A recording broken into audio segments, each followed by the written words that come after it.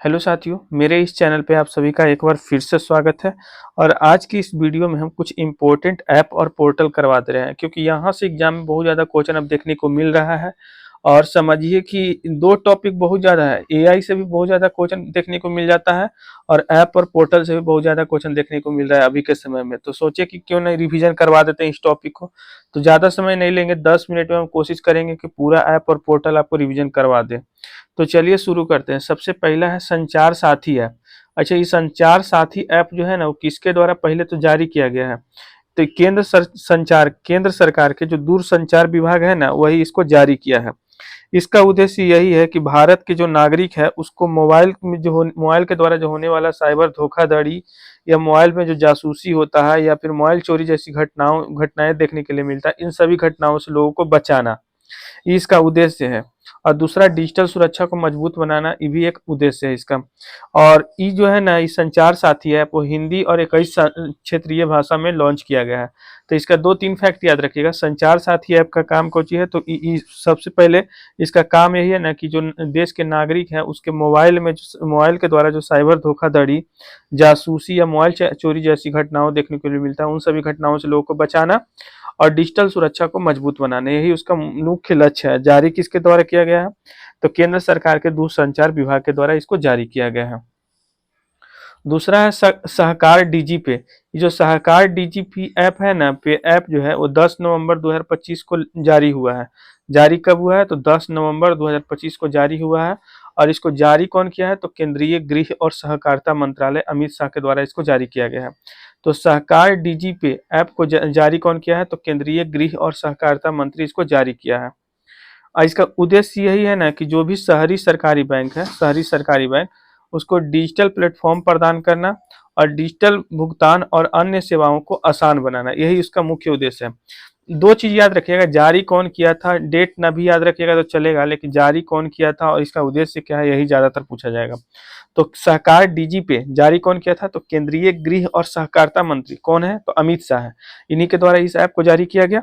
इसका उद्देश्य क्या है? तो शहरी सरकारी बैंक, जो शहर में जो सरकारी बैंक है उसको डिजिटल प्लेटफॉर्म प्रदान करना, डिजिटल भुगतान और अन्य सेवा को आसान बनाना, यही इसका मुख्य उद्देश्य है। तीसरा है रवि ट्रैक रिवर ऐप। ये रवि ट्रैक रिवर ऐप जो है ना, 28 सितंबर 2025 को जारी किया गया था। कब जारी किया गया था? 28 सितंबर 2025 को। अच्छा, इसको विकसित कौन किया है, ये क्वेश्चन बनता है। इसको विकसित करने वाला है राजीव गांधी पशु चिकित्सा शिक्षा और अनुसंधान संस्थान, जिसको रिवर कहते हैं। तो राहुल गांधी पशु चिकित्सा शिक्षा और अनुसंधान संस्थान इसको विकसित किया है। और इसका उद्देश्य यही है ना कि रेबीज की निगरानी और रिपोर्टिंग करना, इसका उद्देश्य है। इसे नाम है रवि, बट यह है संबंधित रेबीज से। रेबीज जो बीमारी होता है ना, रेबीज, उसकी निगरानी और रिपोर्टिंग करना इसका मुख्य उद्देश्य है। तो रेबीज ट्रैक रिवर ऐप 28 सितंबर 2025 को जारी किया गया था। किसके द्वारा विकसित किया गया है? तो राजीव गांधी पशु चिकित्सा शिक्षा और अनुसंधान संस्थान के द्वारा इसको जारी किया गया है। इसका उद्देश्य क्या है? तो रेबीज की निगरानी और रिपोर्टिंग करना इसका मुख्य उद्देश्य है, याद रखिएगा। इसके अलावा है पीएम ई विद्या मोबाइल ऐप। देखिए, पीएम ई विद्या मोबाइल ऐप, इसका जारी कब हुआ है? तो 1 सितंबर 2025 को इसको जारी किया गया है। पीएम ई विद्या मोबाइल ऐप को जारी कब किया गया है? तो 1 सितंबर 2025 को। कौन जारी किया है? तो केंद्रीय जो शिक्षा मंत्री हैं धर्मेंद्र प्रधान। केंद्रीय शिक्षा मंत्री अभी वर्तमान में कौन है? धर्मेंद्र प्रधान। तो ई पीएम ई विद्या, नाम है विद्या, विद्या मतलब पढ़ाई लिखाई, पढ़ाई लिखाई मंत्री कौन है? धर्मेंद्र प्रधान। तो धर्मेंद्र प्रधान इसको जारी किए हैं, पीएम ई विद्या मोबाइल ऐप को। इसका उद्देश्य यही है ना कि चूंकि विद्या से संबंधित शिक्षा को बेहतर बनाना इसका उद्देश्य है। और जो नेशनल एजुकेशन पॉलिसी है, राष्ट्रीय शिक्षा नीति 2020, इसके लक्ष्य को प्राप्त करना, ये दो मुख्य उद्देश्य है इसका। तो याद हो गया, पीएम ई विद्या मोबाइल ऐप 1 सितंबर 2025 को जारी हुआ। किसके द्वारा? तो शिक्षा मंत्री के द्वारा। और इसका उद्देश्य है शिक्षा को बेहतर बनाना और राष्ट्रीय इकोनॉमिक यानी नेशनल एजुकेशन पॉलिसी 2020 के लक्ष्य को प्राप्त करना। इसके अलावा याद रखिए सुगम्य भारत योजना। देखिए, सुगम्य भारत ऐप 2 मार्च 2021 को जारी हुआ, लेकिन इसका नया संस्करण 12 अक्टूबर 2025 को जारी हुआ। ठीक, दोनों याद रखिएगा। सुगम्य भारत ऐप जो है ना, वो 2 मार्च 2021 को लॉन्च हुआ था, लेकिन इसका नया संस्करण 12 अक्टूबर 2025 को। और किसके द्वारा, किस विभाग के द्वारा? तो दिव्यांग जन सशक्तिकरण विभाग एक है। दिव्यांगजन सशक्तिकरण विभाग और एसबीआई फाउंडेशन, ये दोनों मिल करके इस ऐप को जारी किया है। ठीक, इसका काम यही है ना कि सार्वजनिक स्थानों पर जो दिव्यांगजन है उनके लिए सुगमता बढ़ाना और बाधाओं को रिपोर्ट करना, इसका मुख्य उद्देश्य है। जो भी सार्वजनिक स्थान है वहां पे जो दिव्यांगजन है, माने कि जो दिव्यांग लोग हैं, उनके लिए सुगमता को बढ़ाना और बाधाओं को रिपोर्ट करना, इसका मुख्य उद्देश्य है। याद रखिएगा, सुगम्य भारत ऐप 2 मार्च 2021 को पहली बार जारी हुआ, लेकिन फिर नयका जो है संस्करण इसका 12 अक्टूबर 2025 को जारी हुआ। इसका काम देखिए, सुगम्य मतलब ही होता है आसान बनाना। तो जो दिव्यांग लोग हैं, जो सार्वजनिक स्थान पर जो दिव्यांगजन है, उनके लिए सुगमता को बढ़ावा देना और बाधाओं को रिपोर्ट करना, यही इसका मुख्य उद्देश्य है।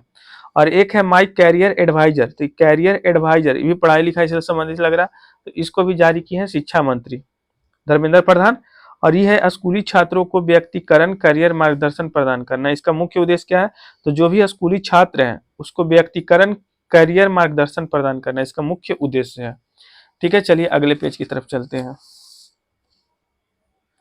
अगला है कि रेल वन मोबाइल ऐप।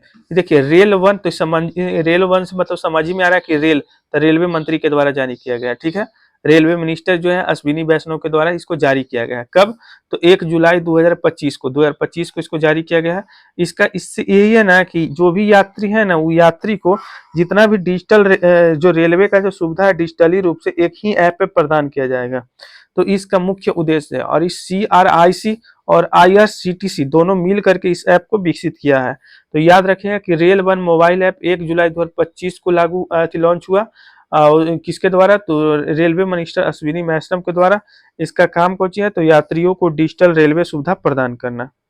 इसके अलावा डोपल ऐप जुलाई 2025 में इसको लॉन्च किया गया गूगल के द्वारा। और ये क्या है ना, देखते हैं आप मान लीजिए कि कपड़ा अपना चेंज करवाना चाहते हैं AI रूप से, तो AI जो है ना, यही जो डोपल ऐप है वो क्या करेगा, आपके कपड़ा को चेंज करके दिखा देगा। तो वही वर्चुअली कपड़े की सुविधा देती है डोपल ऐप। गूगल द्वारा लॉन्च किया गया है इसको 1 जुलाई 2025 में। इसके अलावा एक है नो योर मेडिसिन ऐप, तो ये जो है ना मनसुख मंडाविया जो कि युवा और खेल मंत्री हैं, तो मनसुख मंडाविया के द्वारा इस ऐप को जारी किया गया था। और इसमें है ना कि खेलों को डोपिंग से रोकना, मतलब खेल में जो डोपिंग होता है ना उसको रोकना, इसका मुख्य उद्देश्य था। तो नो योर मोबाइल ऐप किसके द्वारा जारी किया गया, मनसुख मंडाविया के द्वारा।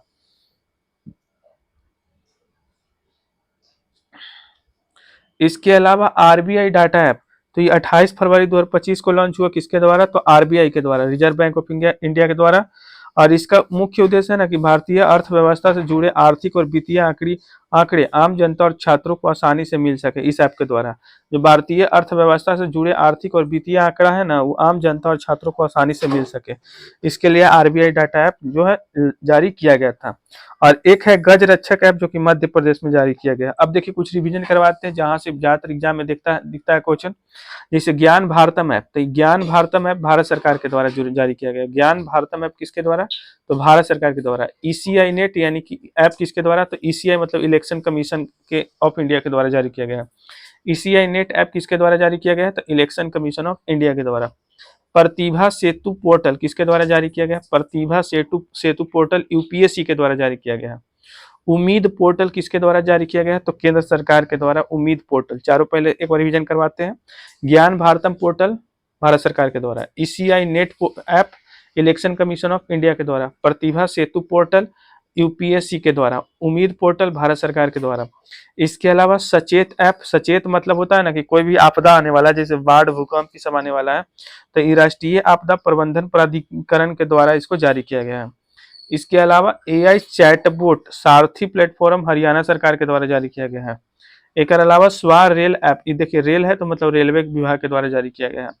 मित्र पोर्टल सेबी के द्वारा, सेबी मतलब समझ रहे हैं, सेबी मतलब समझ रहे होंगे आप, समान संजीवनी ऐप हरियाणा सरकार के द्वारा।